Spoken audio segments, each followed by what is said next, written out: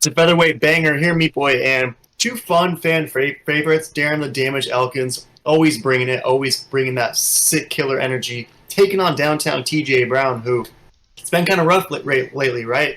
Lost two of three, and he did fight in a fight of the night most recently against Bill Algeo, but he succumbed to that rear naked in the second round. And it was a fight that Algeo, once TJ Brown sort of gassed out, Algeo was really able to impose his will, and no real shame there. Bill Algeo's a top guy at 145. He keeps picking up W's, but his last win, TJ Brown, was against Eric Silva. He made easy to light work of him, and then he lost to Shaylin Nurdenbecka before that. So it's kind of up and down for TJ Brown, and that's how his UFC tenure has gone thus far. And this is a guy who's been with the promotion since 2020, and he's taking on Darren Elkins, who seemingly has been fighting in the UFC forever. This guy has fought everyone. He's been in there with Jeremy Stevens, was in there with OGM Volkanovski, lost to your boy Landwehr, even fought Cub Swanson. Like, Darren Elkins has always been sort of like the GM3 of 145, right? You want to know how good you are, stick him up against Darren Elkins and see how you do. So it's going to be fascinating to see if TJ Brown is on that level, but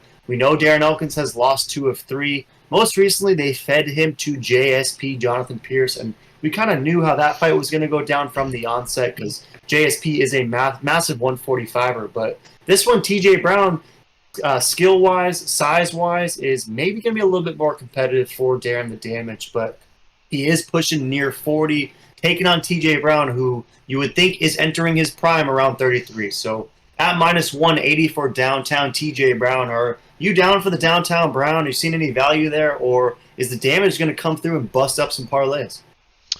It's a great question. The damage definitely can take a lot of damage, and you can never count him out. Even honestly, even when he's 50 and somehow still in the UFC, you just can't count the damage out because who can take more damage than the damage? Nobody. So if he's still dishing it out and you're giving it, I doubt you're quitting before him because he is an absolute savage. But downtown TJ Brown, I think should get it done. I mean, he's got the age advantage. He's got the strength advantage. He's got the reach advantage. He should demolish Darren Elkins, but Darren Elkins just always surprises me, so I'm most likely avoiding this one, but I gotta go with TJ Brown.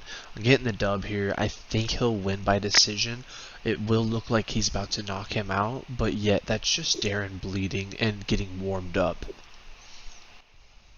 Yeah, it's crazy. It's Darren Elkins is one of those fighters who, like, the more you beat him up, the more he's in the contest somehow. Like, the guy looks like he's destroyed, bleeding from everywhere on his body. Yet the more he bleeds, the more competitive he gets. So this is a fight I think that TJ Brown's going to need to find a way to impose his will on the mat, really implement that heavy top pressure that he can offer. And while down there, while they're still fresh, I think TJ Brown needs to try to put this dude out because Darren Elkins, again, the longer this fight goes, the more of a dog he becomes, and we have seen TJ Brown kind of suffer in those later moments in both round two and round three. So if it's anything like that Darren Elkins fight against who's that Bosnian kid who was really beating him up quite bad and then got slept? I don't even know. Mirsad Bektic. When he fought against Mirsad Bektic, Bektic was just beating the brakes off of Darren Elkins for essentially 14 minutes, and then his gas tank emptied, and he got slept. So if TJ Brown isn't able to put damage out early, I do see a world where he gets put out late as a result of that dog, Darren Elkins. But if you look at Tapology, Meat Boy, it's pretty balanced. 60% rolling with downtown, 40% rolling with the damage, and it's basically beige on both sides. Do you see a world where either guy picks up a finish, or do you most likely see this one hitting the cards? Um, I think it's gonna hit the cards, but you just never know with these two guys. Both these guys, they're absolute animals. They do not care to get hit. They're both tough as nails, so I think it's gonna be a very fun fight, probably fight of the night. And I think TJ's game plan is gonna be, try to do damage without lots of blood to make it look like he did damage, because whenever damaged is damaged, it's almost like he gets a free 10-8 round even though he should have lost. So I'd be very worried if it goes in scorecards for TJ Brown.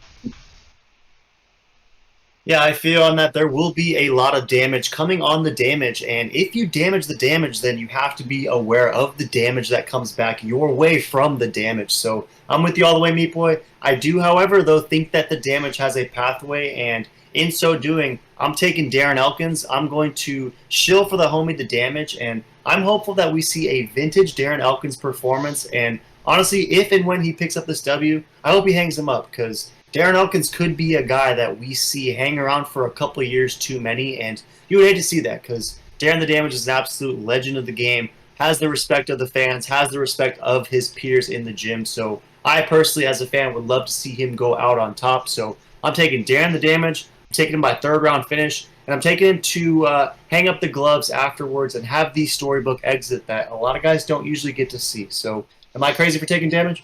No, not at all. Damage could definitely damagely get it done. But throw in the comments who you taking and why, damage or downtown.